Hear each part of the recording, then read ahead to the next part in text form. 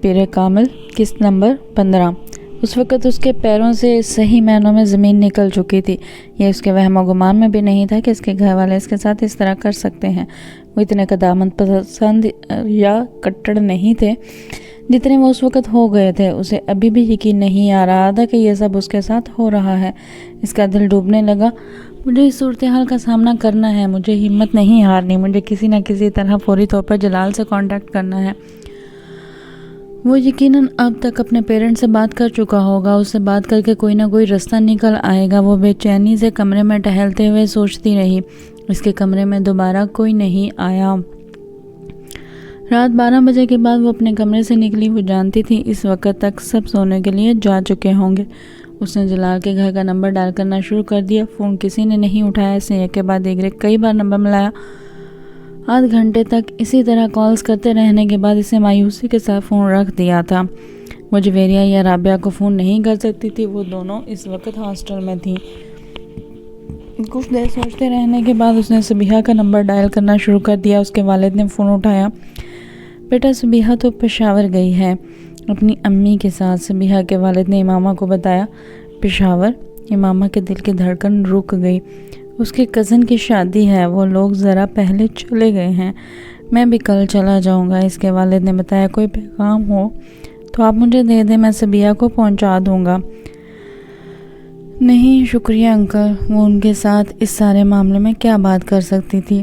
اس نے فون رکھ دیا۔ اس کے ڈپریشن میں اضافہ ہونے لگا۔ اگر میرا جلال سے کانٹیکٹ نہیں ہوا تو اس کا دل ایک بار پھر ڈوبنے لگا۔ ایک بار پھر اس نے جلال کا نمبر ڈائل کرنا شروع کر دیا اور تبھی کسی نے اس کے ہاتھ سے ریسیور لے لیا۔ وہ سن ہو گئی۔ ہاشم بن اس کے پیچھے کھڑے تھے۔ کس کو فون کر رہی ہو؟ ان کے لہجے میں بے حد ٹھہراؤ تھا۔ دوست کو کر رہی تھی، امامہ نے ان کی طرف دیکھے بغیر کہا۔ وہ ان سے نظریں ملا کر جھوٹ نہیں بول سکتی تھی۔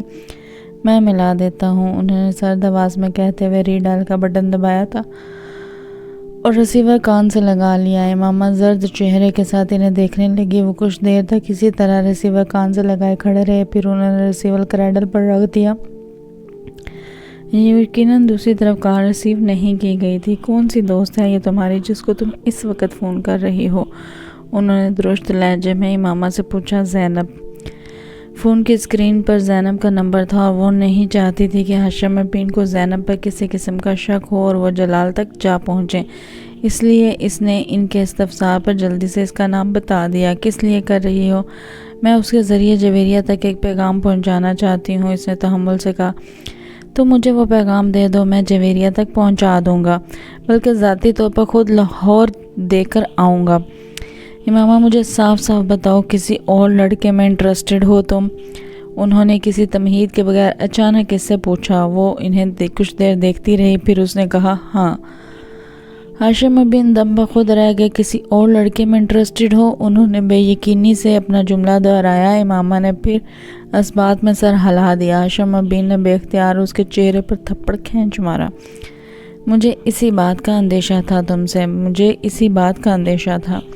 وہ غصے میں تنتنا سے گئے۔ امامہ گمسم اپنے گال پر ہاتھ رکھے انہیں دیکھ رہی تھی۔ یہ پہلا تھپڑ تھا جو ہاشم بن نے اس کی زندگی میں اسے مارا تھا، اور امامہ کو یقین نہیں آ رہا تھا کہ یہ تھپڑ اسے مارا گیا تھا۔ وہ ہاشم بن کی سب سے لاڈلی بیٹی تھی، پھر بھی انہوں نے اس کے گالوں پر آنسو بہنے لگے تھے۔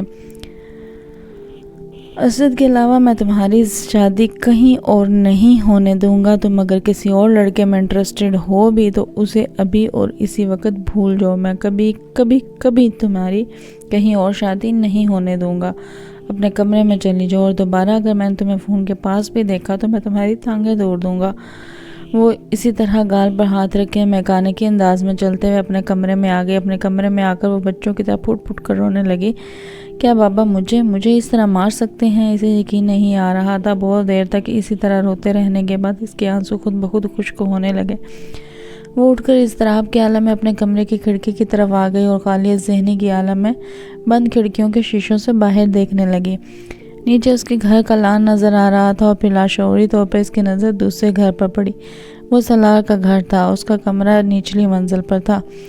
دور سے کچھ بھی واضح نہیں ہو رہا تھا، اس کے باوجود وہ اس گھر میں ایک دفعہ جانے کے بعد اس کی لوکیشن اور کمرے میں پھرنے والے کی حلیے اور جسامت سے اندازہ لگا سکتی تھی کہ وہ سلار کے علاوہ کوئی اور نہیں ہو سکتا۔ اس کے ذہن میں ایک جھماکا ہوا، ہاں یہ شخص میری مدد کر سکتا ہے۔ اگر میں اسے ساری صورتحال بتا دوں اور اس سے کہوں کہ لاہور جا کر جلال سے رابطہ کرے تو میرا مسئلہ حل ہو سکتا ہے، مگر اس سے رابطہ کیسے؟ اس کے ذہن میں ایک دم اس کی گاڑی کے پچھلے شیشے پر لکھا ہوا اس کا موبائل نمبر اور نام یاد آیا۔ اس نے ذہن میں موبائل نمبر کو دہرایا، اسے کوئی دقت نہیں ہوئی۔ کاغذ کا ایک ٹکڑا لے کر اس نے احتیاط کے طور پر اس نمبر کو لکھ لیا۔ 3 بجے کے قریب وہ آہستہ آہستہ ایک بار پھر لاؤنج میں آ گئی اور اس نے وہ نمبر ڈائل کرنا شروع کر دیا۔ سلار نے نیند میں اپنے موبائل کی بپ سنی تھی۔ جب لگاتار موبائل بجتا رہا تو اس نے آنکھیں کھول دیں اور قدرے ناگواری کے عالم میں بیڈ سائڈ ٹیبل کو ٹٹولتے ہوئے موبائل اٹھایا۔ ہیلو، امامہ نے سلار کی آواز پہچان لی تھی۔ وہ فوری طور پر کچھ نہیں بول سکے۔ ہیلو، اس کی خوابیدہ آواز دوبارہ سنائی دی۔ سالار، اس نے اس کا نام لیا۔ بول رہا ہوں، اس نے اسی خوابیدہ آواز میں کہا۔ میں امامہ بول رہی ہوں۔ وہ کہنے والا کون تھا؟ کون امامہ؟ میں کسی امامہ کو نہیں جانتا، مگر اس کے دماغ نے کرنٹ کی طرح اسے سگنل دیا تھا۔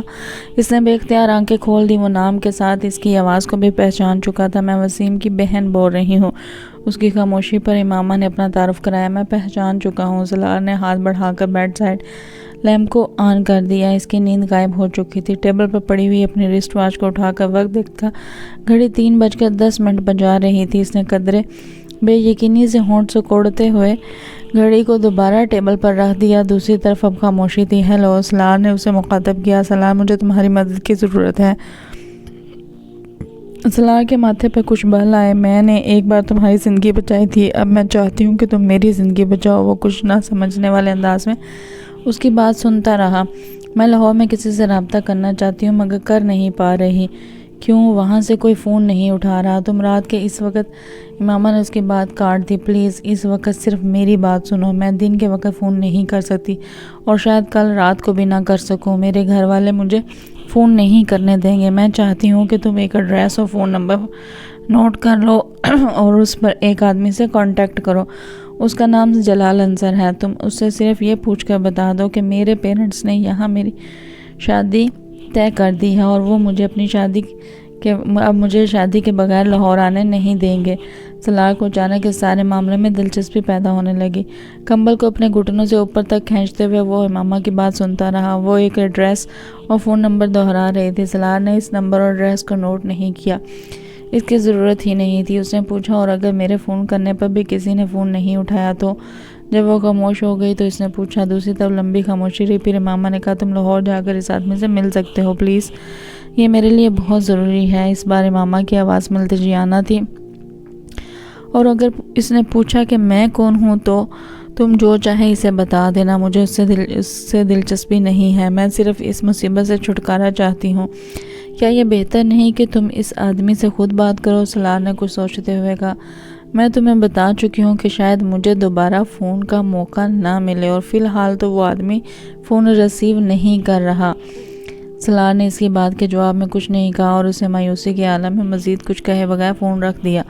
سلار موبائل فون کرنے کے بعد کچھ دیر اسے ہاتھ میں لے کر بیٹھا رہا۔ جلال انصر، امامہ ہاشم، رابطہ، پیرنٹس سے بات، زبردستی کی شادی۔ اس نے وہیں بیٹھے بیٹھے اس جگسا پزل کو ٹکڑوں کو جوڑنا شروع کر دیا۔ اس نے امامہ سے جلال کے بارے میں پوچھا نہیں تھا کہ اس سے امامہ کا تعلق کس طرح کا ہو سکتا تھا۔ وہ اپنی داہنی ٹانگ ہلاتے ہوئے ان دونوں کے بارے میں سوچتا رہا۔ اسے یہ صورتحال خاصی دلچسپ محسوس ہو رہی تھی کہ امامہ جیسی لڑکی اس طرح کے کسی افیئر میں انوالو ہو سکتی ہے۔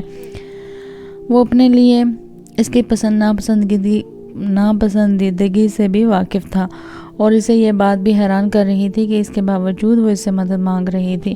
یہ کیا کر رہی ہیں خاتون؟ مجھے استعمال کرنے کی کوشش یا پھنسانے کی کوشش؟ اس نے دلچسپی سے سوچا۔ کمبل اپنے سینے تک کھینچتے ہوئے آنکھیں بند کر لی، مگر نیند اس کی آنکھوں سے مکمل طور پر دور تھی۔ وہ پچھلے کئی سالوں سے وسیم اور اس کے گھر والوں کو جانتا تھا۔ وہ امامہ کو بھی سرسری طور پر دیکھ چکا تھا، مگر ان ملاقاتوں میں اس نے امامہ پر کبھی غور نہیں کیا تھا۔ وہ اس کے بارے میں زیادہ کچھ نہیں جانتا تھا۔ اس نے اپنے گھر والوں کے برعکس وسیم کا گھرانہ خاصا روایت پرست تھا اور وہ کبھی بھی اس طرح کھلے عام ان کے گھر نہیں جا سکا جس طرح وہ اپنے دوسرے دوستوں کے گھروں میں جاتا تھا، مگر اس نے اس بات پر بھی کبھی زیادہ غور و خوض نہیں کیا تھا۔ اس کا خیال تھا کہ ہر خاندان کا اپنا ماحول اور روایات ہوتی ہیں، اسی طرح وسیم کے خاندان کی بھی اپنی روایات تھیں۔ اسے امامہ کے موڈ اور ٹیمپرامنٹ کا تھوڑا اندازہ تھا، مگر اس طرح اچانک امامہ کی کال وصول کر کے وہ اس حیرت کے جھٹکے سے سنبھل نہیں پا رہا تھا جو اسے لگا تھا۔ جب وہ کافی دیر تک سونے میں کامیاب نہیں ہوا تو کچھ جھنجھلا گیا۔ To hell with Imama and all the rest, بھاڑ میں جائے امامہ اور یہ سارا قصہ۔ وہ بڑبڑایا اور کروٹ لے کر اس نے تکیہ اپنے چہرے کے اوپر رکھ دیا۔ امامہ اپنے کمرے میں آ کر بھی اسی طرح بیٹھی رہی۔ اسے اپنے پیٹ میں گرہیں پڑتی ہوئی محسوس ہو رہی تھیں۔ صرف چند گھنٹوں میں سب کچھ بدل گیا تھا۔ وہ پوری رات سو نہیں سکی۔ صبح وہ ناشتے کے لیے باہر آئی، اس کی بھوک یکدم جیسے غائب ہو گئی تھی۔ 10 ساڑھے 10 بجے کے قریب اس نے پورچ میں کچھ گاڑیوں کے سٹارٹ ہونے اور جانے کی آوازیں سنی۔ وہ جانتی تھی اس وقت ہاشم امین اور اس کے بڑے بھائی آفس چلے جاتے تھے اور اسے ان کے آفس جانے کا انتظار تھا۔ ان کے جانے کے آدھ گھنٹے بعد وہ اپنے کمرے سے باہر آئی۔ لاؤنج میں اس کی امی اور بھابھی بیٹھی ہوئی تھی۔ وہ خاموشی سے فون کے پاس چلی گئی۔ اس نے فون کا ریسیور اٹھانے کے لیے ہاتھ بڑھایا ہی تھا کہ اسے اپنی امی کی آواز سنائی دی۔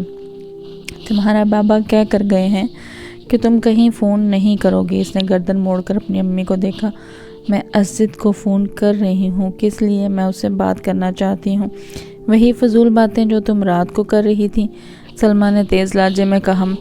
میں آپ کے سامنے بات کر رہی ہوں، آپ مجھے بات کرنے دیں۔ اگر میں نے کوئی غلط بات کی تو آپ فون بند کر سکتی ہیں، اس نے پرسکون انداز میں کہا، اور شاید یہ اس کا انداز ہی تھا جس نے سلمیٰ کو کچھ مطمئن کر دیا۔ امامہ نے نمبر ڈائل کیا مگر وہ اسد کو فون نہیں کر رہی تھی۔ چند بار بیل بجنے کے بعد دوسری طرف فون اٹھا لیا گیا۔ فون اٹھانے والا جلال ہی تھا۔ خوشی کی ایک لہر امامہ کے اندر سے گزر گئی۔ ہیلو، میں امامہ بول رہی ہوں، اس نے جلال کا نام لیے بغیر اعتماد سے کہا۔ تم بتائے بغیر اسلام آباد کیوں چلی گئی؟ میں کل تم سے ملنے ہاسٹل گیا تھا، جلال نے کہا۔ میں اسلام آباد آئی ہوں اسد، امامہ نے کہا۔ اسد دوسری طرف سے جلال کی آواز آئی۔ تم کس سے کہہ رہی ہو؟ مجھے بابا نے رات ہی بتایا کہ میری شادی کی تاریخ طے ہو گئی ہے۔ امامہ جلال کو جیسے کرنٹ لگا۔ شادی کی تاریخ؟ امامہ اس کی بات سنے بغیر اسی پرسکون انداز میں بولی۔ میں جاننا چاہتی ہوں کہ تم نے اپنے پیرنٹس سے بات کی ہے۔ امامہ میں ابھی بھی بات نہیں کر سکا۔ تو پھر تم بات کرو۔ میں تمہارے علاوہ کسی دوسرے سے شادی نہیں کر سکتی، یہ تم جانتے ہو، مگر میں اس طرح کی شادی نہیں کروں گی۔ تم اپنے پیرنٹس سے بات کرو اور پھر مجھے بتاؤ کہ وہ کیا کہتے ہیں۔ امامہ کیا تمہارے پاس کوئی ہے؟ جلال نے اس کے ذہن میں اچانک ایک جھماکا ہوا۔ ہاں، اسی لیے تم مجھے اسد کہہ رہی ہو؟ ہاں، میں اپنے پیرنٹس سے بات کرتا ہوں۔ تم مجھے دوبارہ رنگ کب کرو گی؟ تم مجھے بتا دو کہ میں تمہیں کب رنگ کروں۔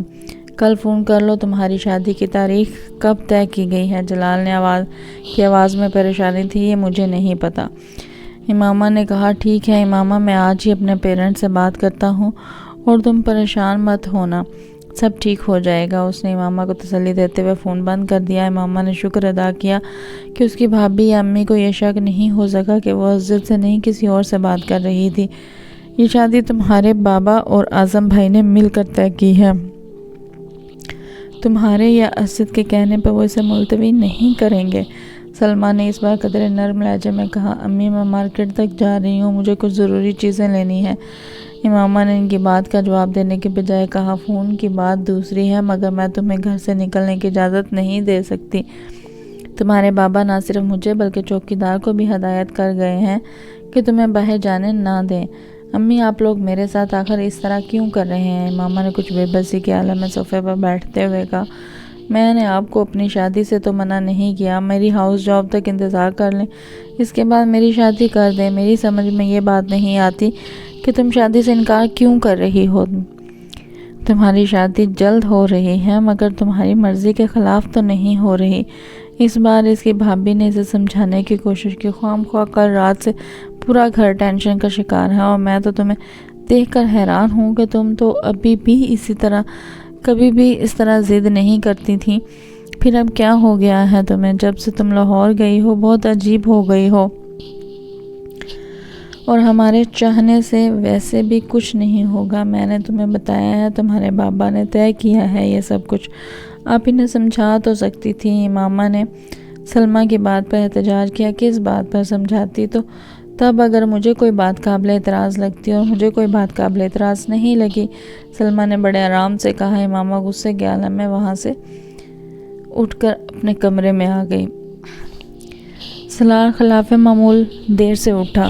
گھڑی دیکھتے ہوئے اس نے کالج نہ جانے کا فیصلہ کیا۔ اسکندر اور طیبہ کراچی گئے ہوئے تھے اور وہ گھر پر اکیلا ہی تھا۔ ملازم جس وقت ناشتہ لے کر آیا وہ ٹی وی آن کیے بیٹھا تھا۔ ذرا ناصرہ کو اندر بھیجنا۔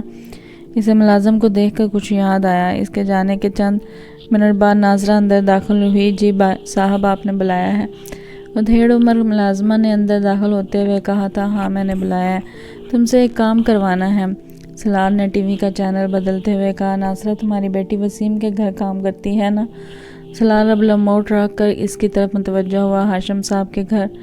ناصرہ نے کہا۔ ہاں انہی کے گھر۔ جہاں جی کرتی ہے۔ وہ کچھ حیران ہو کر اس کا منہ دیکھنے لگی۔ کس وقت جاتی ہے وہ ان کے گھر؟ اس وقت ان کے گھر پر ہی ہے۔ کیا ہوا ہے سلار صاحب؟ ناصرہ اب کچھ پریشان نظر آنے لگی۔ کچھ نہیں، میں صرف یہ چاہتا ہوں کہ تم اس کے پاس جاؤ، یہ موبائل اسے دو اور اس سے کہو کہ یہ امامہ کو دے دے۔ سلار نے بڑے لاپرواہ انداز میں اپنا موبائل اٹھا کر اس کی طرف بڑھایا۔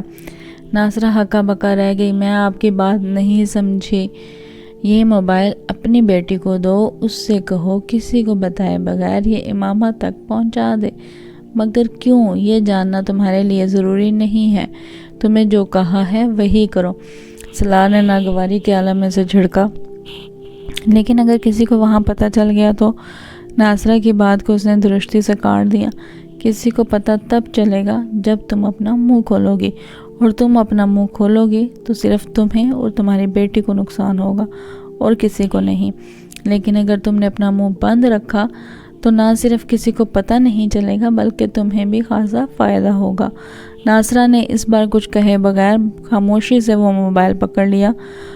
میں پھر کہہ رہا ہوں کسی کو اس موبائل کے بارے میں پتہ نہیں چلنا چاہیے۔ وہ اپنا والیٹ نکال رہا تھا۔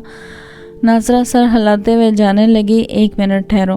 سلار نے اسے روکا۔ وہ اب اپنے والیٹ سے کچھ کرنسی نوٹ نکال رہا تھا۔ یہ لے لو۔ اس نے انہیں ناصرہ کی طرف بڑھا دیا۔ ناصرہ نے ایک ہلکی سی مسکراہٹ کے ساتھ وہ نوٹ پکڑ لیے۔ وہ جن گھروں میں کام کرتی رہی تھی وہاں کے بچوں کے ایسے بہت سے رازوں سے واقف تھی۔